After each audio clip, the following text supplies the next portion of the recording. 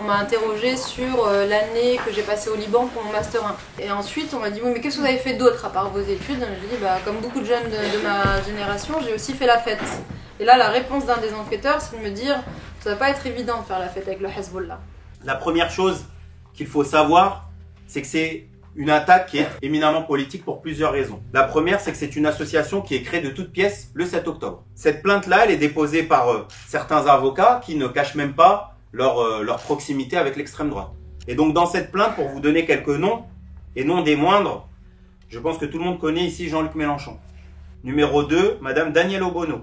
Numéro 3, Monsieur Philippe Poutou. Numéro 4, Madame Ercilia Soudais. Il y a 12 militants de l'UJFP.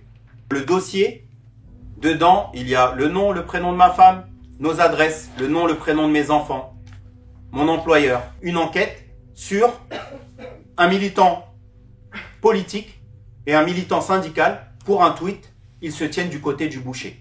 Un enquêteur m'a reproché de parler d'apartheid et de parler de génocide. L'enjeu en fait pour l'État d'Israël actuellement, au vu de son adhésion au plan Trump, au vu des déclarations qui ont été faites sur la population de Gaza, tout ce qui a été projeté en termes de déplacements forcés. L'enjeu pour Israël, c'est de gagner du temps, de poursuivre son offensive génocidaire, de détruire tout ce qui peut encore être détruit et de contraindre en fait la communauté internationale ou les Palestiniens à envisager notre espace éventuellement d'accueil et à rendre effectivement la survie même sur le territoire de la bande de Gaza impossible. On préfère cibler et criminaliser des centaines et des centaines de citoyens qui finalement s'indignent, qui font que dénoncer ce dont ils sont témoins. Une application depuis 1 an et demi, au pied de la lettre de la circulaire Dupond-Moretti qui a été rédigée dès le 10 octobre 2023 et qui était en réalité une injonction à tous les procureurs de France, c'est-à-dire à partir de maintenant, ceux qui disent ça, vous les poursuivez, et on assistait à une mise en musique quasiment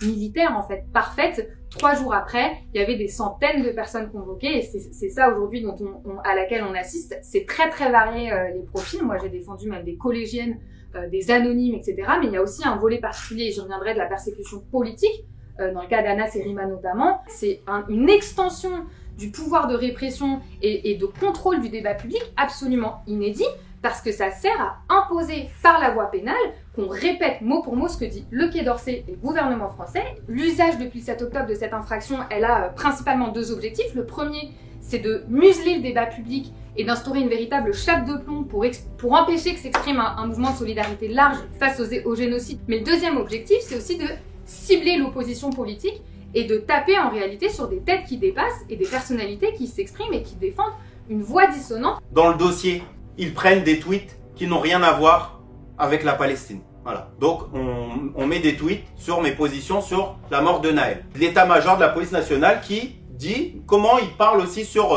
un imam, comment il parle sur Naël, etc. C'est-à-dire qu'on décrypte quelles sont mes activités politiques. C'est pas l'apologie qui les intéresse, c'est pas la Palestine, c'est l'opposant politique. Je pense ici à Jean-Pierre Vernant, qui disait à propos du FN de l'époque, on ne discute pas recettes de cuisine avec des cannibales. Eh bien, mutatis mutandis, on ne discute pas politique dans un commissariat. Ou alors c'est que quelque chose s'est très très mal mis dans la vie du pays.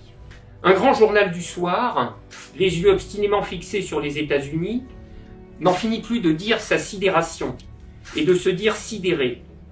Je cite. Et bien sûr sans jamais établir le moindre rapport avec la situation française de policiarisation et de judiciarisation à tout va, d'effondrement des libertés publiques, à commencer par celle de penser et d'exprimer politiquement sur la Palestine. Situation dont le procès d'Anas est en train de donner une illustration exemplaire. Je vais vous dire une chose, les sidérés sont sidérants. Il serait extrêmement opportun, si ça n'était pas trop leur demander, de voir dans ce procès enfin une très sérieuse occasion, mais après tant d'autres, de se décidérer, et cette fois-ci de ne pas la laisser passer. Moi, j'interviens au nom du syndicat régional Sudrail Paris Nord. Faire front contre la répression, c'est non seulement une nécessité dans le cadre de ce procès, mais c'est aussi un devoir de l'ensemble des organisations du mouvement ouvrier. Pour nous, c'est aussi défendre un collègue, c'est défendre un camarade, c'est défendre un syndicaliste, un militant engagé de tous les combats. Si je suis là, c'est bien évidemment, c'est quand le comité Adama et moi-même, en tant que membre du comité Adama et Assa Traoré, on soutient Anas Kazib, qui est un des soutiens des premières heures du combat. Et on sera là aussi le 18 juin. On va continuer à dénoncer ça. Et ça ne doit pas rester juste une affaire de Anas, juste une affaire de Assa Traoré ou de Rima ou de qui que ce soit, mais ça doit être une affaire de tous. Nous, on continuera à te soutenir. On ira avec toi. Il y a une expression qu'on dit chez nous au Mali, et si tu rentres dans le trou, on rentre dans le trou avec toi. Le micro-truc que je voulais dire, c'est qu'il y aura un rassemblement le 18 juin prochain. On va fixer la date, on déposera le rassemblement en préfecture dans les semaines à venir, mais ça sera autour de midi 13h.